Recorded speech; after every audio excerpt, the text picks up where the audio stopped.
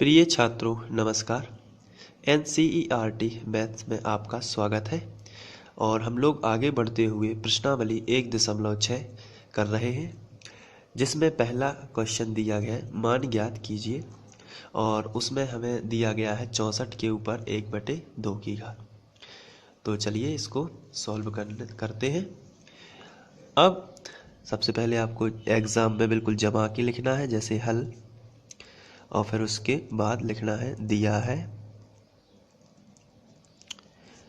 है और ये जो दिया गया है उसको लिख देना है 64 1/2। इसके बाद इसको थोड़ा सा समझ लेते हैं 1/2 का मीनिंग होता क्या है। तो इसके लिए जैसे अगर किसी संख्या पर, माना कि संख्या x है, अगर किसी संख्या पर 1/2 की घात है तो हम इसको इस तरीके से लिख सकते हैं करणी x। बहुत ध्यान से समझना है इसको। अगर किसी संख्या पर 1/3 की घात है तो हम उसको लिख सकते हैं घनमूल, इस तरीके से घनमूल। बस ध्यान रखना है 2 को नहीं लिखा जाता है, फिर 3 से लिखना स्टार्ट कर देते हैं। अगर किसी संख्या पर 1/4 की घात है तो उसको हम ऐसा लिख सकते हैं x और चतुर्थ मूल। अगर किसी संख्या पर 1/5 की घात है तो उसको हम लिख सकते हैं पंचमूल। तो ये लिखने का तरीका होता है। तो बस बिल्कुल ही सिंपल है, आप आराम से इसको ध्यान रख सकते हैं। और इसके साथ साथ आपको ये भी जान लेना ज़रूरी है कि अगर 3 लिखा है तो 3 की जोड़ी बाहर निकलेगी। 3 की जोड़ी से मतलब है यदि ऐसा लिखा है 2 गुणित 2 गुणित 2 गुणित 2 और यहाँ लिखा है 3, तो फिर आपको समझ लेना है कि 3 लिखा है तो 3 की जोड़ी बाहर निकलेगी, मतलब 3 2 में से 1 2 बाहर आएगा। अगर यहाँ 4 लिखा है तो 4 की जोड़ी से बाहर आएगा, 4 2 में से 1 2 बाहर आएगा। अगर 5 लिखा है तो 5 2 में से 1 2 बाहर आएगा। 2 के अलावा और भी संख्या हो सकती हैं। कहने का मतलब ये है कि जोड़ी इस बाहर वाले मूल पर निर्भर करती है कि घनमूल है कि वर्गमूल है, चतुर्थ मूल है या जो भी है। तो इस हिसाब से ये बात आपको पहले समझना जरूरी है।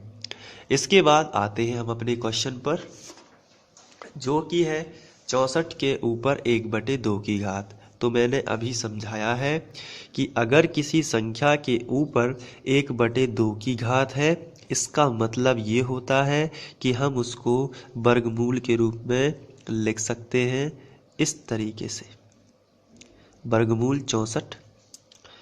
अब उसके बाद 64 जो है उसके गुणनखंड निकाल लेते हैं। गुणनखंड निकालने का तरीका आपको शायद मालूम होगा, और यही नहीं मालूम है तो मैं आपको थोड़ा सा बता देता हूँ।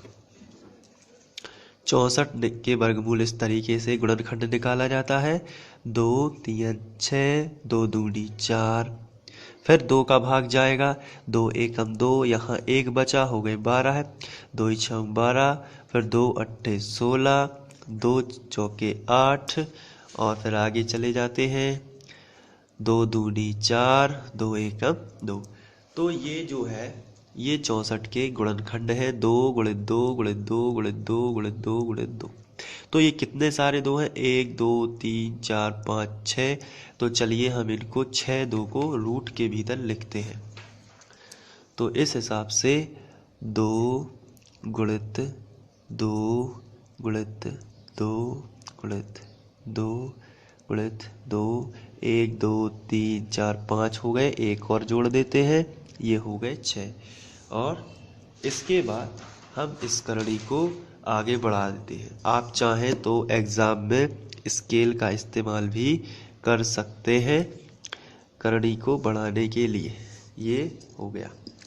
इसके बाद अब हमें इससे जोड़ियाँ बाहर निकालनी है। तो चूंकि यहाँ कुछ भी नहीं लिखा है, अगर तो 2 2 की जोड़ी बाहर निकलती है। यदि यहाँ कुछ लिखा होता, जैसे 3 लिखा होता, तो 3 3 की जोड़ी बाहर निकालते। अभी कुछ नहीं लिखा है इसलिए 2 2 की जोड़ी बाहर निकालते हैं। तो 2 2 में से 1 2 बाहर आ जाएगा। इसके बाद बीच में लगेगा गुणा का चिन्ह। यहाँ 2 में से एक और आ जाएगा बाहर, और यहाँ 2 में से एक और बाहर आ जाएगा। बीच में गुणा का चिन्ह लगाते जाना है।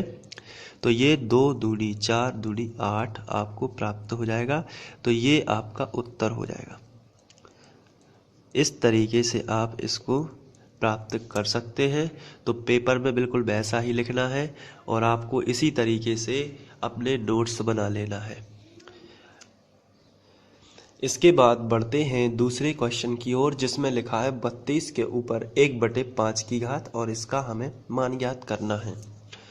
तो सबसे पहले आपको लिखना है हल और दिया है, और इसके बाद आपको वो क्वेश्चन लिख लेना है जो आपको दिया गया है। 32 के ऊपर 1/5 की घात। अब आपको क्या करना है, 1/5 का मीनिंग होता है √5। यहाँ छोटी सी राइटिंग में आपको लिख देना है 5, और यहाँ 32, ये कहलाता है पंचमूल। तो आपको ऐसा लिख देना है। इसके बाद यहाँ रूट के भीतर जो भी है इसका हमें इसके गुणनखंड निकालना है। तो चलिए 32 के गुणनखंड निकाल लेते हैं। तो सबसे पहले लिखते हैं 32, और यहाँ हम लोग इसके गुणनखंड, तो 2 एकम 2, बचा 1 हो गए 12, 2 इच्छाओं 12। फिर आगे बढ़ते हैं, 2 अट्ठे 16, 2 चौके 8, 2 दूनी 4, और 2 एकम 2। तो ये गुणनखंड आ जाएंगे आपके। तो ये 1 2 3 4 5 बार जो 2 है इसको रूट के भीतर लिख देते हैं। चलिए लिखते हैं। तो यहाँ जो है आप सबसे पहले इस करनी को स्केल की सहायता से भी बढ़िया यहाँ से खींच सकते हैं, और ऐसा मैंने खींच दिया। अब इसके बाद आपको क्या करना है, ये थोड़ी सी ज़्यादा हो गई है तो आपको यहीं तक खींचना है। और 5 बार 2 आए हैं, यहाँ पहले 5 लिख देते हैं। तो आप यहाँ लिखना है 2 गुणित 2 गुणित 2 गुणित 2 गुणित 2। ये 5 बार 2 हो गए, 3 और 2 5। इसके बाद आगे बढ़ते हैं। तो 5, क्योंकि यहाँ 5 लिखा है तो 5 की जोड़ी बाहर आएगी। तो 1 2 3 4 5 2 में से केवल एक ही 2 बाहर आ जाएगा, और ये आपका उत्तर हो जाएगा। तो आपको यदि मैथ्स के जो नोट्स बनाना है तो आप मैं अपने नोट्स उस वेबसाइट पर अपलोड कर रहा हूँ। तो आप जाके 9th क्लास के नोट्स जो है वहाँ से प्राप्त कर सकते हैं, और वहाँ मैं नोट्स की फ़ोटो जो है वहाँ भेज रहा हूँ।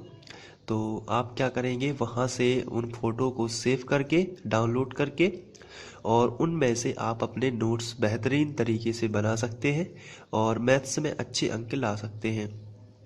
तो उस वेबसाइट का मैं आपको पता बता देता हूँ जहाँ से आपको नोट्स कैरी कर लेना है और अच्छे अंक लाना है।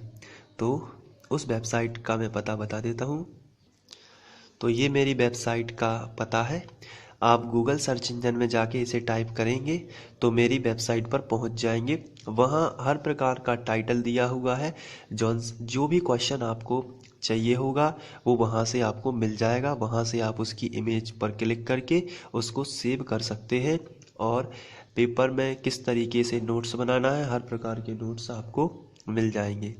और इसके अलावा इस वेबसाइट पर कई महत्वपूर्ण पेपर, इम्पोर्टेंट क्वेश्चंस और कई मैथमेटिक्स व अन्य सब्जेक्ट से बहुत सारी चीज़ें आपको मिल सकती हैं। तो आप इस पर लगातार जाते रहेंगे जिससे आपको हर प्रकार की जानकारी मिलती रहे।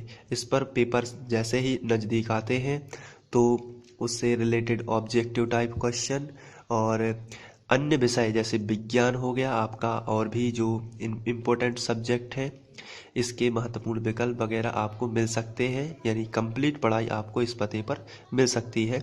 साथ ही मेरे सहयोगियों द्वारा इस पर बहुत मेहनत की जा रही है, तो आप इस पर जाके यहाँ मैथमेटिक्स के नोट्स के अलावा और भी कई चीज़ें प्राप्त कर सकते हैं। और साथ ही मुझसे आप यूट्यूब पर तो जुड़े ही हैं। तो थैंक यू यदि आप इस पर जाते हैं और पढ़ते हैं नेक्स्ट क्वेश्चन की ओर। इसके बाद तीसरा क्वेश्चन दिया हुआ है 125 के ऊपर 1/3 की घात। तो देखिए इसको किस तरीके से सॉल्व करना है। हल और दिया है और इसके बाद आपको लिख लेना है पूरा जो क्वेश्चन दिया हुआ है। सबसे पहले उसको, क्योंकि आपको जो मैथ्स है वो तरीके से करना है। 125 के ऊपर 1/3 की घात। अब इसके बाद स्टेप बाय स्टेप आपको करते जाना है और बहुत ही आसान है। 1/3 का मीनिंग होता है घनमूल, मैं पहले भी बता चुका हूँ। तो आप यहाँ लिख लेंगे घनमूल और उसके बाद लिख लेंगे 125। अब 125 के आपको गुणनखंड तोड़ना है, तो चलिए तोड़ते हैं। सबसे पहले आपको 125 लिख लेना है और गुणनखंड देखिए किस तरीके से। जिन संख्याओं के लास्ट में 5 होता है वहाँ 5 से ही भाग जाता है। तो 5 दूनी 10, पहले थे 12, 5 दूनी 10 हो गए, तो 2 शेषफल बचा, सो 2 मिलने से ये 25 हो गया। तो 5 25 हो गया ये, फिर 5 25 और फिर 5 एकम 5। तो इसके गुणनखंड है 5 × 5 × 5। तो चलिए लिख देते हैं। यहाँ लिखेंगे घनमूल 5 × 5 × 5। इसके बाद हम लोग चूँकि 3 लिखा है तो 3 की जोड़ी बाहर निकालेंगे, इसलिए 1 2 3 3 ही है, तो 5 बाहर आ जाएगा और ये आपका आंसर आ जाएगा। तो आप यहाँ लिख सकते हैं उत्तर, और ये इस तरीके से सॉल्व हो जाता है। अब बढ़ते हैं नेक्स्ट क्वेश्चन 2 की तरफ। इसके बाद बढ़ते हैं दूसरे क्वेश्चन की ओर, जिसमें लिखा है ज्ञात कीजिए पहला 9 के ऊपर 3/2 की घात। तो आपको लिखना है हल दिया है और जो दिया गया है आपको सबसे पहले वो लिख लेना है। 9 के ऊपर 3/2 की घात, ये हमें दिया हुआ है। लेकिन इस प्रकार के क्वेश्चंस में आपको थोड़ा सा बस दिमाग लगा लेना है कि इसमें जो है हम लोग अभी जो करते थे, अगर 9 के ऊपर 1/2 की घात होती थी तो हम इस तरीके से इसको लिख देते थे। लेकिन अभी 3/2 की घात है, तो हम सबसे पहले इसको बटे में 2 है तो हम इसको 1/2 के फॉर्म में बनाएंगे। तो इसके लिए हम इस 3 को हम ये सोचते हैं कि अगर ये 3 ना होता तो 1/2 तो होता ही। तो हम ये सोचते हैं कि 3 का क्या करें, तो 3 को आपको क्या करना है, धक्का मारना है। धक्का ही मारने का मतलब है, इसको सिंपल भाषा में बताने की कोशिश कर रहा हूँ कि 3 को इधर ले आना है। तो 3 9 के ऊपर जाके गिरा और यहाँ बचा ओनली 1/2। तो ये जैसा हम सोचते थे बिल्कुल वैसा ही बना है। तो आपको केवल इतना याद रखना है, जैसे एग्जाम्पल के तौर पर यदि कोई दूसरा एग्जाम्पल दिया गया है, जैसे लिखा है 5 के ऊपर 9/3 की घात। तो फिर ऐसी स्थिति में आप सोचेंगे कि अगर 1/3 होता, अगर 5 के ऊपर 1/3 होता तो आप इसको ऐसा लिख सकते हो इस तरीके से। लेकिन ये 9 बीच में आ रहा है, जिससे हम पहले जैसा नहीं कर पा रहे। तो फिर आपको क्या करना है, इस 9 को नीचे ले आना है। तो 5 के ऊपर आ जाएगा 9 की घात और फिर उसके ऊपर आ जाएगा 1/3 की घात। तो ये हमने जैसा सोचा था बिल्कुल वैसा ही बन गया। अब इसको आप इस तरीके से आगे बढ़ा सकते हैं कि 5 के ऊपर 9 की घात और फिर रूट लगा के आप इस तरीके से लिख सकते हैं। तो बिल्कुल वैसा ही करना है जैसे आपको दिया है 9 के ऊपर 3/2 की घात। तो आप सोचते हैं कि अगर ये 9 के ऊपर 1/2 की घात होता तो मैं इसको इस तरीके से लिख सकता था, अगर ऐसा होता तो ऐसा लिख सकता था। लेकिन ये ऐसा है नहीं, तो इसको ऐसा बनाना पड़ता है। तो 3 को कहाँ ले जाएंगे, 9 के ऊपर 3 की घात आ जाएगी और उसके ऊपर हो जाएगा 1/2 की घात। तो चलिए सॉल्व करते हैं। 9 के ऊपर 3/2 की घात है, तो इसको आप इस तरीके से लिख सकते हैं कि 9 के ऊपर 3 की घात और उसके ऊपर 1/2 की घात। इस तरीके से आप लिख सकते हैं। अब आपका पहले जैसा क्वेश्चन हो गया। 1/2 का मतलब क्या होता है आपको मालूम है। 1/2 का मतलब वर्गमूल होता है और 9 के ऊपर 3 की घात है, इसका मतलब है कि आप 9 को 3 बार लिख देंगे। 9 गुणित 9 गुणित 9 और इस तरीके से आप लिख सकते हैं। अब आपका क्वेश्चन सॉल्व होने लगा है।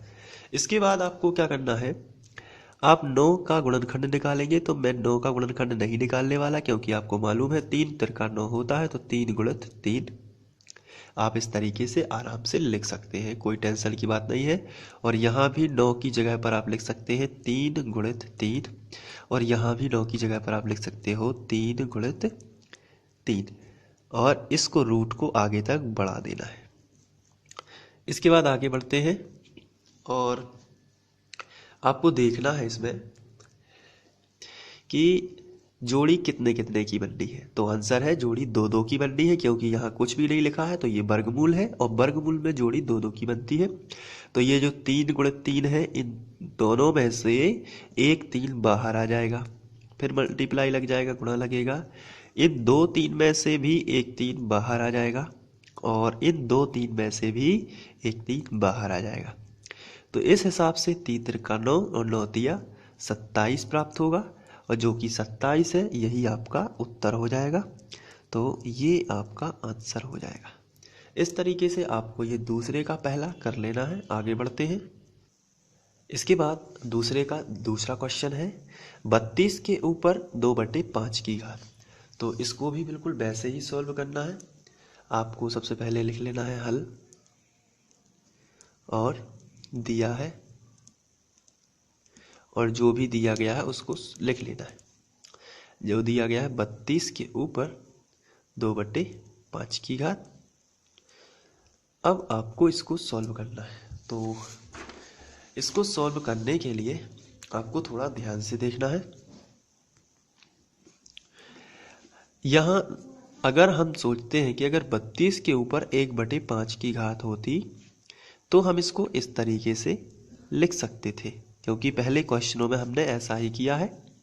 लेकिन अभी 32 के ऊपर 2/5 की घात है, 32 के ऊपर 2/5 की घात है, तो इसका बिल्कुल सीधा सा आंसर है, ये 2 को नीचे धकेल देते हैं तो ये 32 के ऊपर आ जाएगा 2 और इसके ऊपर आ जाएगा 1/5। तो अब हम इसको 32 के ऊपर 2 की घात और ऐसा पंचमूल के रूप में लिख सकते हैं। तो बहुत ही आसान है, तो आप इसको सॉल्व कर सकते हैं। चलिए करते हैं। 32 के ऊपर 2/5 की घात है, तो हम 2 को इस तरफ से धकेल देते हैं तो ये 32 के ऊपर आ जाएगा। तो 32 के ऊपर 2 की घात और इसके ऊपर आ जाएगी 1/5 की घात। ये बिल्कुल ही सिंपल है। अब इसके बाद हम 1/5 को ऐसा लिख सकते हैं करणीय पंचमूल और 32 के ऊपर 2 की घात है, तो इसको हम लिख सकते हैं 32 गुणित 32। इसके बाद हम लोग यहाँ से 32 जो है उसका गुणनखंड निकालते हैं। तो अभी हम लोगों ने 32 का गुणनखंड निकाला था, तो मैं आपको बता देता हूँ। 2 दूनी 4 दूनी 8 दूनी 16 दूनी 32।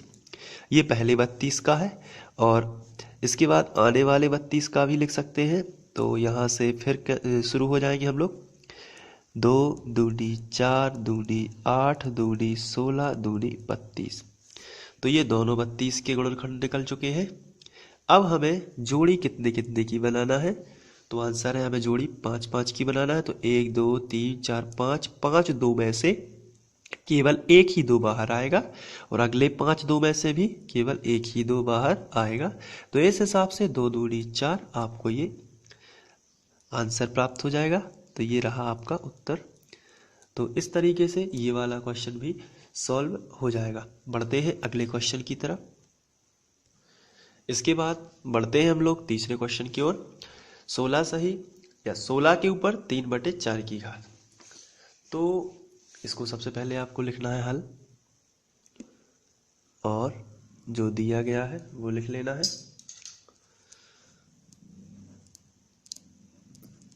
दिया है 16 सही 16 के ऊपर 3/4 की घात, ये वाला दिया हो। तो ऐसे क्वेश्चन में हम लोग शुरू से करते आ रहे हैं कि या अगर हम लोग सोचते हैं कि 16 के ऊपर 1/4 की घात होती तो हम इसे √4 16 इस तरीके से लिख सकते थे। लेकिन अभी 16 के ऊपर 3/4 की घात है तो हमें 3 का कुछ करना पड़ेगा। तो 3 को हम 16 के ऊपर लिख के इसको 1/4 के फॉर्म में लिख सकते हैं। जब हम ऐसा लिख देंगे तो 3 को यहाँ था 3 पहले, अब यहाँ पहुँच गया तो 1/4 ही बचेगा ऊपर।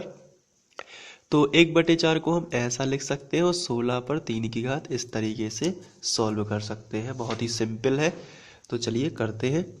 सबसे पहले आपको लिखना है